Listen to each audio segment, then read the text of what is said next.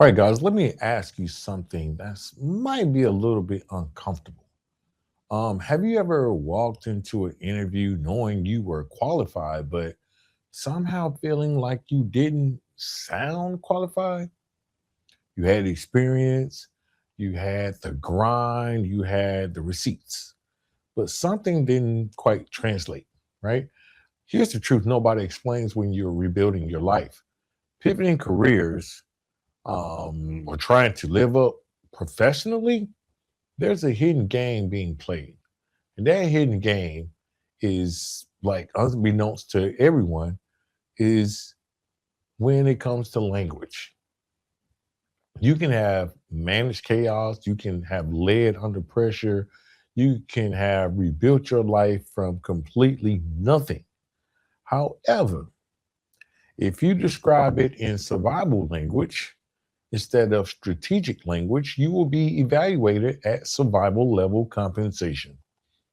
In 2026, your resume isn't just your resume being read by a hiring manager. It's way, way much more than that.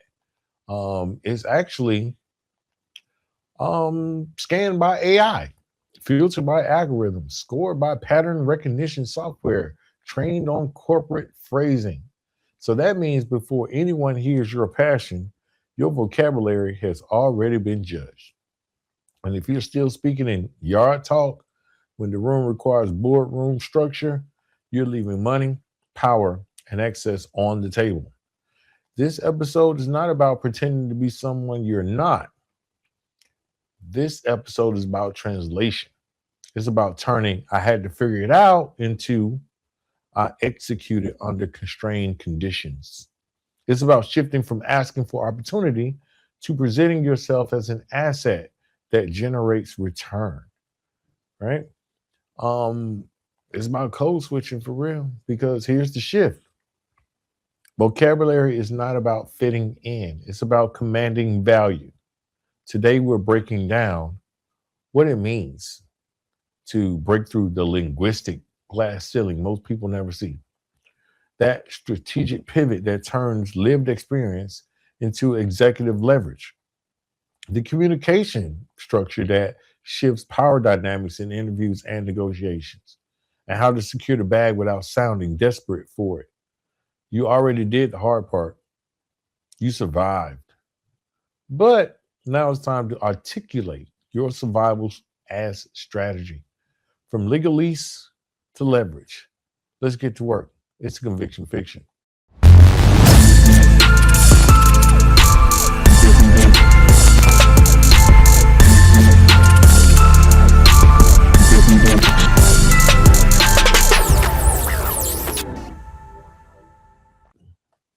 Now, this was a tough episode for me to like bring out because I do it all the time. It's, breaking through that hidden barrier of like the linguistic glass ceiling. Like you can have the hustle and the experience, but are you losing out because of the way you describe it? Most people stay trapped in yard talk, but I'm showing you how to translate that grit into boardroom leverage. We are reclaiming your narrative today by mastering the linguistic code that forces high level employers to treat you with the respect you have already earned.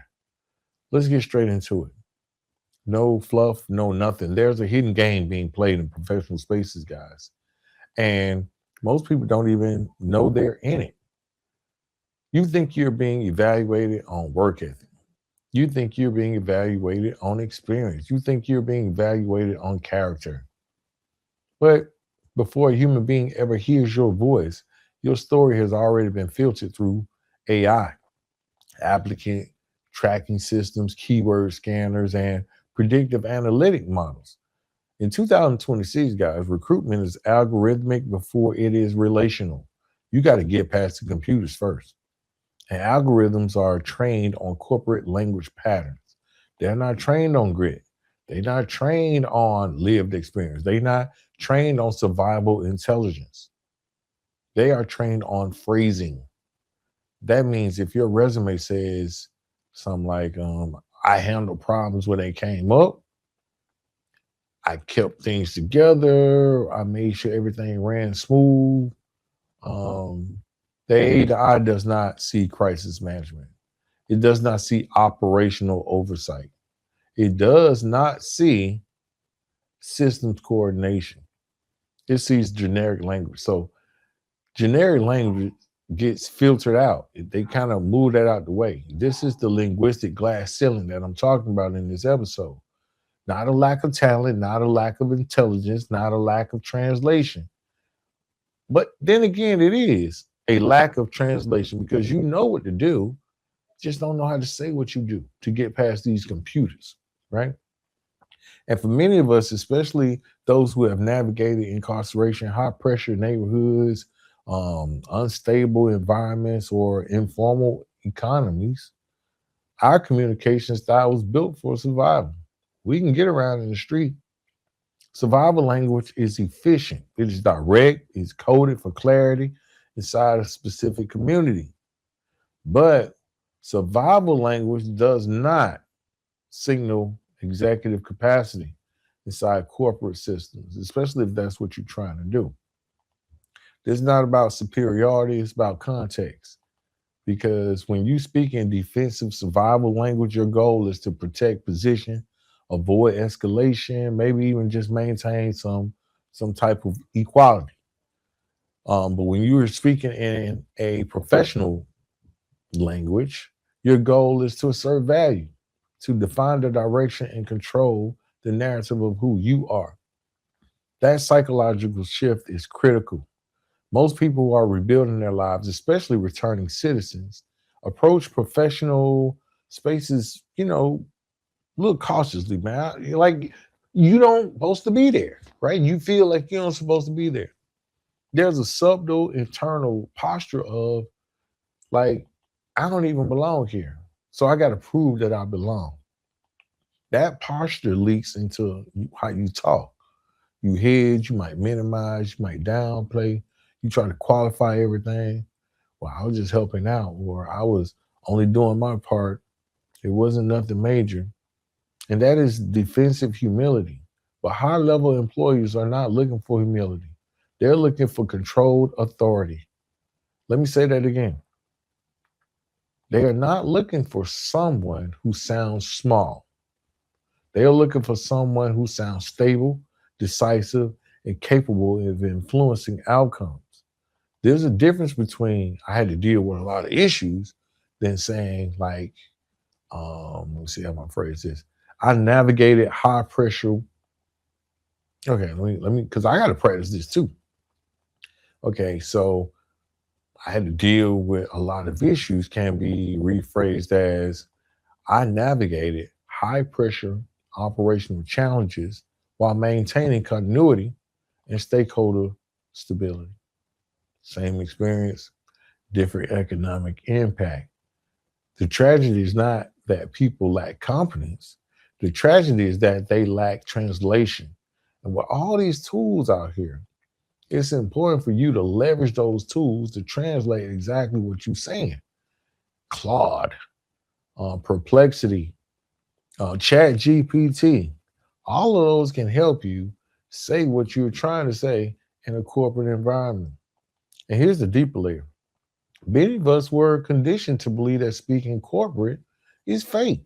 Like that's like selling out or something. That is code switching to fit into a system that once rejected us. But vocabulary is not betrayal. Vocabulary is actually leverage. When you understand professional language as a tool set rather than a mask, then everything changes. You are not hiding your past. You are strategically reframing your past. You're not erasing your story. You are positioning your story. There's a reason attorneys speak in legalese. There's a reason doctors use medical terminology. There's a reason for that. But survival language, like I said, it does not translate over. There's a reason executives use structured, precise words. Language signals domain mastery. And when you master professional language, you signal market value. You move from person seeking opportunity to an asset offering return on investment. Same stuff. That's the hidden shift, right? The AI filters that out there, they do not know your heart. Hiring managers do not know your growth journey. Executives, they care less about your internal transformation. Business leaders, business owners, they don't give a hoot about what you've been through. They know what your words signal, though. So if your language signals ambiguity, you get treated as uncertain. If your language signals structure, you get treated as strategic.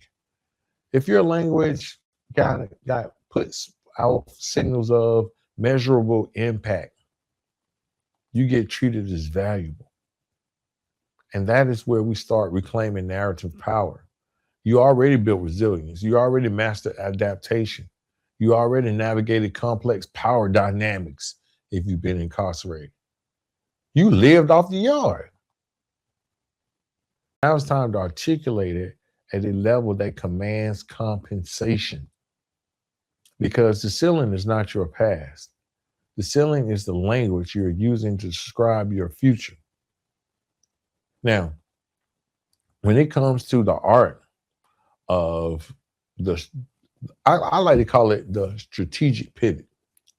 Like we've already exposed the barrier, that linguistic glass ceiling. Now we have to talk about the pivot, how you like flip it real quick. Because awareness without application changes nothing.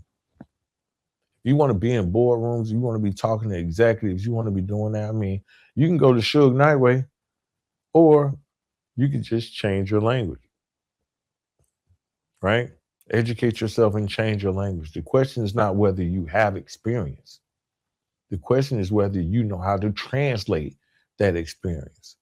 There are people right now who manage entire informal economies.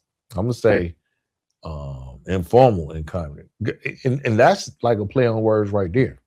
There are people right now who manage entire informal economies. There are people out there who de-escalated volatile conflicts. Think about it. Have you de-escalated a volatile conflict? Have you coordinated resources under scarcity? Have you built loyalty networks in environments where trust was currency, and yet your resume says, I work with others, I help keep things organized, or I handle problems? That is under-leveraged language. High-level employment, high-level entrepreneurship. It's not about embellishment. It's about precision. You have to learn high impact verbs, because verbs communicate agency. Now, instead of help, you executed. Instead of like you dealt with, you resolved. Instead of you kept track of some, you implemented tracking systems. Instead of responsible for, you oversaw, or you directed, or you led, or you orchestrated. And this is all in the literature that I'm putting out right now. Go check it out. Go over to my website, or the website for the convictionfictionpodcast.com. Pick up the book, man, Turning Forward. There are exercises in there to help you with this language changing. Matter of fact, it gives you the tools to find out how you can leverage everything that you've been doing right now or in the past into today's corporate environment. Because these corporate systems reward action-oriented articulation. I'm just saying. Think about it like this. If you ran a small hustle that required like keeping up with your stash, like making sure you got your money, like making sure like if somebody had a problem, you resolved it, or maintaining like you had to make sure you had to re-up. That's not hustling. I'm gonna say that same thing. If you ran a small hustle that required tracking inventory, collecting payments, resolving disputes, and maintaining supply chains, that is not hustling. That is inventory management. That's accounts receivable oversight. That's conflict resolution. That's vendor coordination. That's revenue optimization. That same reality that I just said, by making sure you had the money to re-up, making sure everybody was straight, making sure that nobody got taken advantage of. If they had a problem, you resolved it. It's the same reality, but different leverage. This is what I call strategic translation. You are not rewriting history. You are not you basically extracting the operational competencies from your lived experience. You getting the good stuff out of your lived experience and put it in a framework where corporate America or the business world and all of their algorithms can understand. Let's go a little bit deeper. Let's go a little bit deeper. Many of you have navigated risk in ways corporate executives never will ever have to. You have assessed threats, you've calculated consequences, you've adjusted behavior based on shifting variables. You've adjusted behavior based on like what was going on over there. You had to adjust your behavior, right? That is risk management. But if you describe it as I stayed out of the way, you just minimize a strategic capability. You just minimize that. And it's an art to it. It's definitely an art. Fortune 500 companies hire consultants to analyze risk exposure, compliance vulnerability, and operational instability. What does that mean? You've been doing this real-time environmental scanning your entire life, because this is what a pivot is. You stop narrating your survival story emotionally, and you got to start extracting that skill embedded inside it. Here's an example, real quick. Instead of saying I had to figure things out with limited resources, how about saying I optimize limited resources to maintain operation continuity under constrained conditions? That signals adaptability. Instead of, I calmed things down when stuff got heated, because we've been there. We've been there. How many of you listening right now to this show? I'm talking to the Conviction Collective. That's what our group is, the Conviction Collective. That's our branding, the Conviction Collective. You are part of the Conviction Collective. How many of you in this collective, this Conviction Collective, have said or have calmed things down when stuff got heated? How many of you have done that? What if I told you what you did was you de-escalated high tension environments to preserve group stability and prevent operational disruption? That signals leadership under pressure. And that's for corporate America. The words matter because corporations measure outcomes and metrics. So you must learn to attach metrics whenever possible. Did you manage 5 people? Right? Go ahead and say, I led a team of 5. Did you oversee $10,000 in transactions in your life? No matter where it was, did you oversee $10,000 or over $10,000 in transactions? Say it. Say, manage 10,000 plus in operational revenue. Did you reduce problems? Did you make sure, stuff didn't go down? Right? Just say I reduced conflict incidents by implementing structured communication protocols. We just talked. Now, here's where the internal resistance shows up. Because some of you feel like that sounds exaggerated. Like, bro, you just reframing words, but it's not exaggerated. It's extracted. I'm pulling real life experience and putting it to wherein the algorithms for corporate America actually understand it. A lot of us don't get jobs because we cannot extract that same information from what we've done or what we've been. It's the same thing, bro. It's the same thing. Now, you're pulling the executive level skills out of everyday experiences, no matter where they were. That's the art. And the real-time translation framework is simple. You identify action, identify the impact, identify the measurable outcome, and then you frame it using executive verbs. And it was really ain't no excuse because action plus impact plus outcome equals the executive syntax. That formula turns lived experience into leverage. And here's the deeper truth. Non-traditional backgrounds are not liabilities. Just because we, been where we've been, or we from this neighborhood, or we from this experience, or we from that, this, that, or the other, on West Side, or whatever, right? That don't make a difference. Every corporate environment is saturated with similar resumes. However, they just frame it different. MBA, corporate internship, mid-level management, all that. What stands out is adaptive intelligence. What stands out is resilience under pressure. That's what stands out. And with all the tools that are out there available to you, leverage it. Leverage AI, bro. Leverage AI to all of my listeners. What stands out is someone who has seen volatility and still performs calmly. But that differentiation only works if you articulate it strategically. The strategic pivot is not about becoming someone else. It's about becoming fluent in the economic language of opportunity. Because once you can translate, your past stops being baggage. It becomes intellectual property. Now, how do you weaponize this stuff? Like, how do you put this in a professional structure so that you can manage the power behind it all? Now, we can step into a higher level of the hidden game, because once you learn to translate your experience, the next move is learning how to control the room.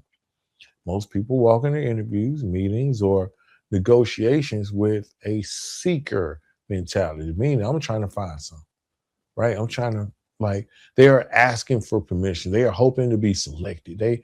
They reacting to questions.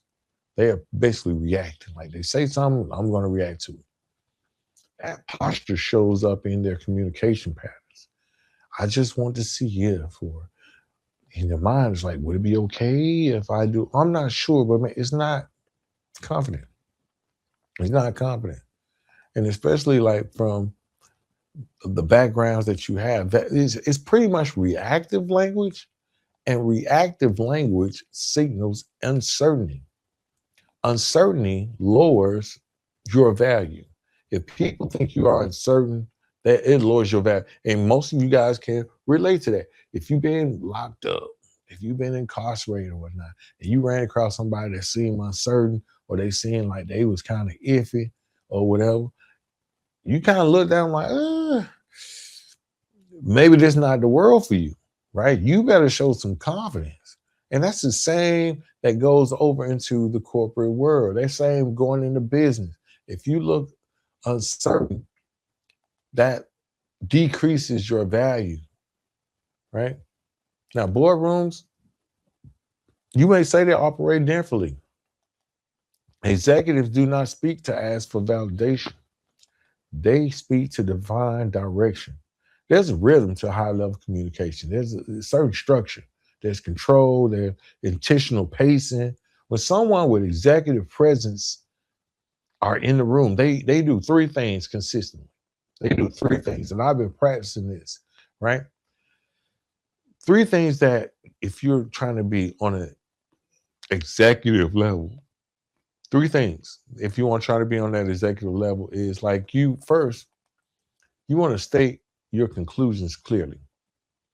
And then you're going to support that, whatever you got going on, with rationale, right? It got to be rational.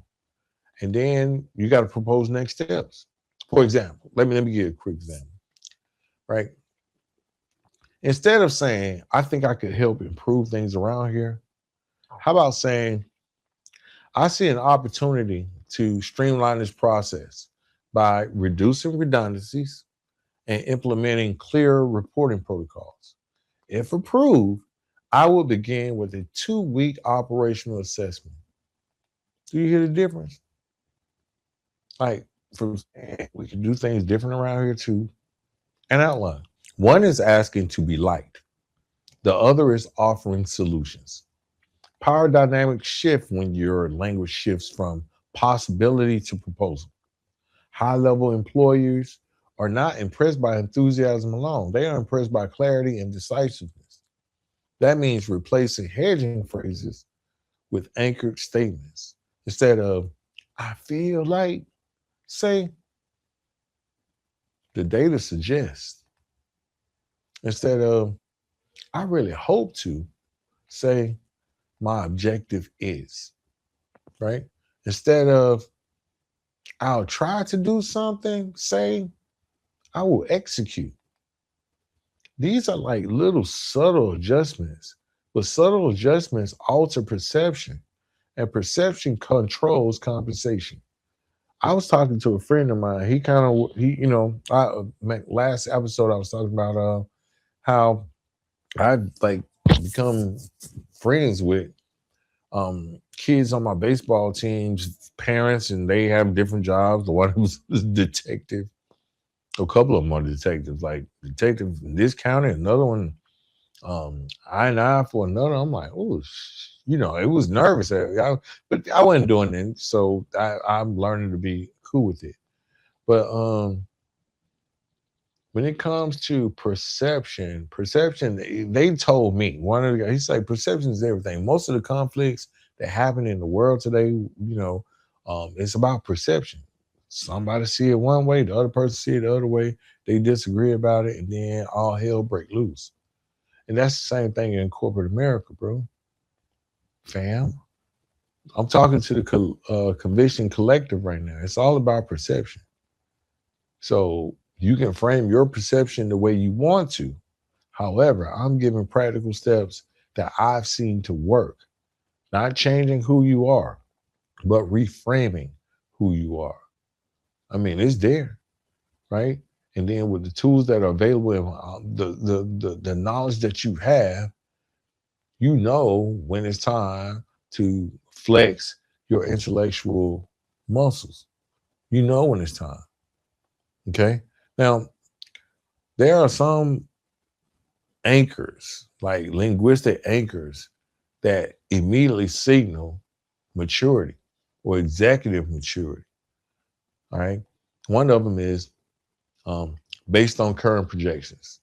All you saying is, from what I learned in the past, right? From what I learned in the past, this was about to happen next. Just say based on current projections. Or my all-time favorite, from a risk management standpoint, just to start it off, from a risk management standpoint, all you saying is like, I'm seeing this type of stuff before, and I think this was gonna happen, right? What's another popular one that they use? To ensure alignment, right? Basically, before we go any further, let's make sure we on the same page, right? That's when you say to ensure alignment. What's another popular one? From a long-term scalability perspective, right? Basically, you asking or saying, I'm about to say something that is going to look down the road, because we can't be doing this short term. This ain't what it is. I'm thinking long way. We need to make a decision right now that's going to help us out in the future from a long-term scalability perspective. These phrases demonstrate that you are thinking beyond the task. You are thinking in systems. And systems thinking is what separates labor from leadership. This is especially important during high-stakes negotiations. If you approach a salary conversation like, I really need this raise, you are basically positioning yourself as dependent. However, if you approach that same raise scenario like, based on the value delivered over the last fiscal cycle and the expanded scope of responsibility that I have, an adjustment aligning with market benchmarks will actually reflect both performance and future impact. I know it sounds crazy, but now you are negotiating from contribution, not need. And that is leverage. The biggest transformation here is internal. Yard talk is built on immediate reaction. That's some bullshit, right? Professional structure is built on calculated intent. Yard talk defends status. Professional communication now, that defines your status.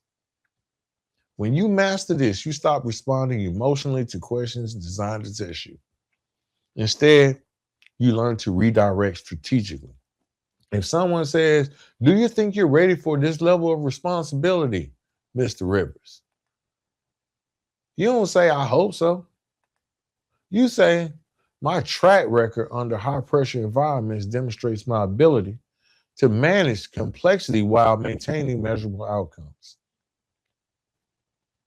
I know it sounds, calm, controlled, grounded. I've been practicing this stuff, bro. I've been practicing it. And your tone, it becomes steady, your pacing slows, your statement shorten, because authority does not rush. You gotta like land it.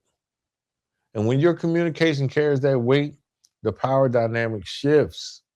You are no longer auditioning, you are advising. That shift alone can change your career trajectory. Even if you're just doing like you're doing the entrepreneurship thing with your networking and meeting different people, just that language can open up more doors for you than sticking to the script. Because once you control the structure of the conversation, you influence the direction of the opportunity. You really do. Now, let's go ahead and dismantle some of this systemic bias that a lot of people have. And I know y'all been interested in this because it was in the comments. We need to address that part that people don't always want to say out loud. Like, bias is real. Unconscious bias is embedded in hiring system, corporate hierarchies, networking circles. It shows up in who gets the call back, who shows up and who gets the mentorship. It shows up in who gets invited into rooms where decisions are made. Bias, prejudice, it exists. It exists. So if you show up and they already looking at you like, he don't even know the language. She don't even know the language. Here's the power move though. You may not control the existence of bias. You can't control prejudice. You can't control, but you can. You can control how you position yourself inside of it. Language is one of the most powerful bypass mechanisms available. When you speak with when I'm trying to get it out, right? But when you speak with professional precision, you pretty much kill all those assumptions. Bias and prejudice often feeds on ambiguity. If your communication is vague, informal, or emotionally reactive, the listener fills in the gaps with stereotype. Let's just be honest. They start going into all those little prejudice, racist, even connotations or the narratives that they built up inside themselves. If your communication is structured, data backed, and composed, you remove the space where assumptions thrive. Precision compresses prejudice. That doesn't mean bias disappears or the prejudice goes away. It means it has less oxygen, though. Because when you can articulate your background through a framework of resilience, adaptability, and intellectual agility, you reframe your narrative from risk factor to performance advantage. So instead of saying, "Man, I've been through a lot. Man, you wouldn't even believe how much shit I've been through in my life," right? You can say something like, "My background required me to develop accelerated adaptability and decision making under volatile situations." Instead of, "You know what, I really had to focus and change my life." Ain't nothing wrong with that. Ain't nothing wrong with that when it comes to certain crowds or where you at. I had to change my life. It's honest, it's straightforward, blah, blah, blah. It is what it is. Right? But if I'm in a networking event and I'm talking to a potential investor, someone that's going to believe in my business or believe in my entrepreneurship, I'm going to say, hey, yeah, I had to change my life, but I did it like this. I executed a long-term behavioral realignment strategy to ensure sustainability. Now, understand something. This is not about sanitizing your store. You can clean up. I'm just sharing my experience. This is about controlling. This is about controlling its interpretation, controlling the interpretation of what you've been through. When you walk into elite networking circles, you will encounter gatekeepers. Some of them control capital, which is money.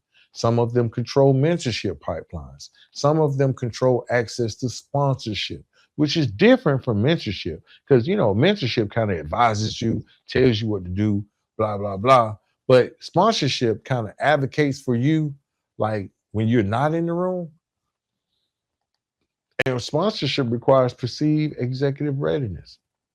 Sponsors attach their reputation to yours.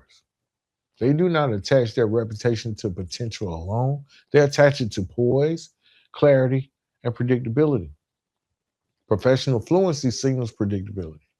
When a senior executive or somebody like that hears you speak in structured, strategic language, they subconsciously categorize you as someone who understands institutional frameworks. That lowers their perceived risk. Lower perceived risk increases opportunity flow. Now, let's talk about real quick the hierarchy navigation, right? Corporate systems are always layered. There's formal authority, there's informal influence, there's political capital. If you speak in reactive language, you remain at the mercy of hierarchy. If you speak in strategic language, you begin to move through hierarchy. For example, I'm doing a lot of this, for example, today. I just wanted to ask you about growth opportunities, right? You can just say that. I just wanted to ask you about Mr. Rivers. I just want to ask you about some growth opportunities. What if I said it sounds a little bit different, but it's the same thing? Instead of saying, I just wanted to ask about growth opportunities, how about I say, hey, Mr. Rivers, I'm interested in expanding my impact within this organization. Based on my current performance metrics, what competencies would position me for increased responsibility? Now you're not asking for a favor no more. You are signaling ambition tied to measurable contribution, and that signals upward mobility. And upward mobility attracts attention from decision makers. Here's the deeper psychological layer that most of us don't talk about when we're talking about life after incarceration and dealing with, we want better, right? We want better. We don't just want a job. We want a career where we can move through the career, move up and move up and move up. Most of us have never even thought about challenging, like, I'm just going to be a laborer. I'm just going to be a worker, right? When you have a history of being judged, whether by the system, the courts, society, or even your own family, you can internalize a posture of self-protection. You may shrink your language. You may minimize your accomplishments. You don't even know how to sometimes maximize everything that you've done and put it in a bigger framework of what it is. You might even start avoiding bold articulation. You avoid that. You don't want to sound smart. I mean, it's that old high school stuff. Like, I don't need to sound smart. I ain't going to be accepted if I sound smart. But professional spaces reward controlled boldness, not arrogance, not aggression, clarity. Linguistic precision allows you to stand firm without sounding defensive. It allows you to acknowledge your past without being defined by it. And you frame your history like this. That's what I do, right? I frame my history. My early experience required rapid adaptation and recalibration. Those lessons now inform my strategic thinking and resilience in professional environments. That's ownership without apology. That's narrative control. And when you consistently communicate with that level of precision, you don't just bypass bias and prejudice, you recondition how you are perceived to yourself. Forget everybody else at this point. To yourself, you recondition how you are perceived to yourself. You shift from let's see if that work if they work out to this person understands the game, man. That shift is access, and access changes everything. Access changes everything. So we got to secure the bag, man, and anchor that influence. Now that you understand the hidden barrier, right? Now that you've mastered the or learned about the strategic pivot, it's part of an exercise. Like when you're done listening or watching this episode, oh, I had a back itch. I need a back scratcher. But now you understand how it goes, or the hidden barriers that are actually present. Um, you can now control the structure of the room. Now that you know how to compress bias through precision, it's time to talk about what this is really about. And that's compensation, influence, autonomy. Because fluency without financial elevation is totally incomplete. You didn't upgrade your language just to sound like you smart or just to sound like you polished. You're going to upgrade your language to secure leverage. Let's talk about salary negotiations in 2026. Most people negotiate from need. I really need this opportunity. Who I was hoping for something closer to this amount. I'd be really grateful if I can just get this much more. Gratitude is good, but gratitude does not anchor compensation. Contribution does. When you enter negotiation with professional fluency, you do not ask for money based on personal circumstance. You are aligning compensation with the value that you created. Instead of, I was thinking maybe 85 grand. That's a big number. I don't know. It depends on how you live. 85 grand. I don't know, if I had 85, I could work that. I was thinking maybe 85K. Instead of saying that, how about this? I'm gonna walk in the room and say, based on the measurable impact delivered over the last review cycle, specifically the reduction in operational inefficiencies and the increase in process throughput, a compensation adjustment aligning with current market benchmarks between 90K and 105 would accurately reflect both performance and projected contribution. It sounds good. I ain't begging. I'm anchoring. I'm anchoring down. Like this is what I want, a range, right? And that's what's important, man. Anchoring is powerful because it it shows like the first structured number introduced into a negotiation influenced the psychological reference point for the entire conversation.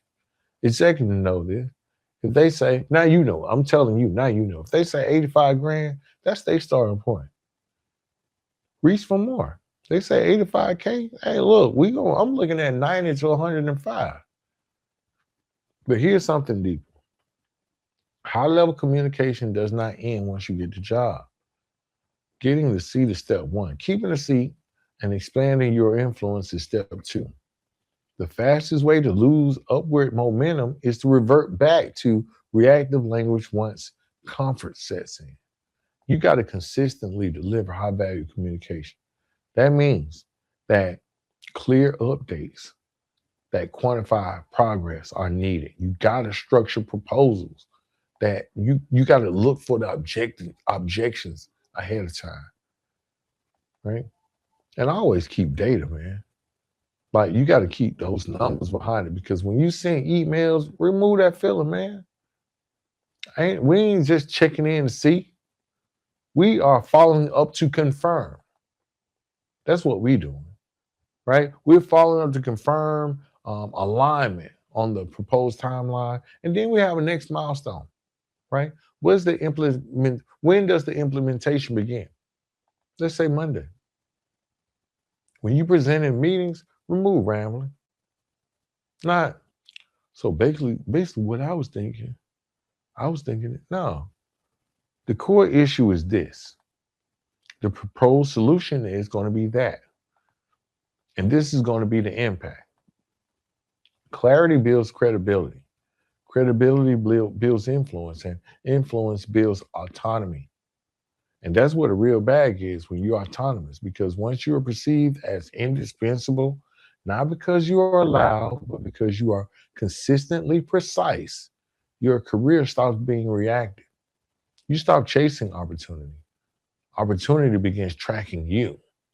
But this requires long term linguistic discipline. This is not a one time resume upgrade. This is a communication strategy. Every conversation, every negotiation, every presentation, every performance review, you are reinforcing one identity, that you are a strategic asset, not a liability, not a survivor, not a good feel good story for the press. You are an asset. You're an asset. The long term play is this. You're going to develop a communication profile so strong that when your name is mentioned in rooms, you are not in those rooms. But the descriptors, how they describe you, it was like, oh yeah, he's sharp. He's strategic. He's reliable. He's executive ready. That is sponsorship language. That is promotion language. That is board level invitation language. And eventually, you transition from negotiating salary to negotiating equity, from employee to, say, partner, from participant to decision maker. That is total professional autonomy. And I'm giving you this, guys. Like just listen to the podcast. I'm giving you these jewels, right? Um, and that language created the contract. Language defines the agreement. Language moves the capital. So if language can bind you, it can also free you. You already did the hard part. You survived everything that you survived. Now it's time to articulate your survival as strategic capital. Go use those tools, right? We talked about Claude. We talked about Perplexity. We talked about Chat GPT. Use those things to start building your new language. From legalese to leverage, from yard talk to boardroom command, from overlooked to overqualified. We got to secure the seat, guys. We got to secure the bag. And we're going to keep anchoring the influence on this show, because I want, everyone to know that we try to, on every episode, we try to challenge you. We try to challenge you. That's the whole purpose. Like those perceptions of who you were or where you came from or the things that you've been through. We want to challenge those things, because that's the only way you're going to redefine who you are. That's the only way we're going to change the narrative, because this isn't just about sounding polished. This episode, it ain't about sounding like you smart. It's about positioning yourself for power. It's about turning your experience into equity and refusing to let language be the reason you get overlooked. Yeah, if you've been on a yard and you diffuse the situation, right? That's risk management. You did that, right? You de-escalated, right? If you were able to, I don't know, maintain your product, quote unquote, that's inventory control. Okay. If you were to be able to calm down a customer that wasn't satisfied, whether you was, doing whatever, dissatisfied person, right? That's customer service. Those are all measurable things in corporate America. Remember, you are not underqualified. You may be underarticulated, but you are not underqualified. And that changes today. If this message resonated with you, I need you to take action. Go to the convictionfictionpodcast.com, support the mission, because here's the truth. You are the mission. Every time you level up, every time you secure a seat at the table that once felt out of reach, every time you change how your story is told, you are helping change the narrative for all of us. Like this episode, share it, subscribe, comment your biggest takeaway. And then invite other like minded individuals who are serious about growth, leverage, and ownership to join this movement.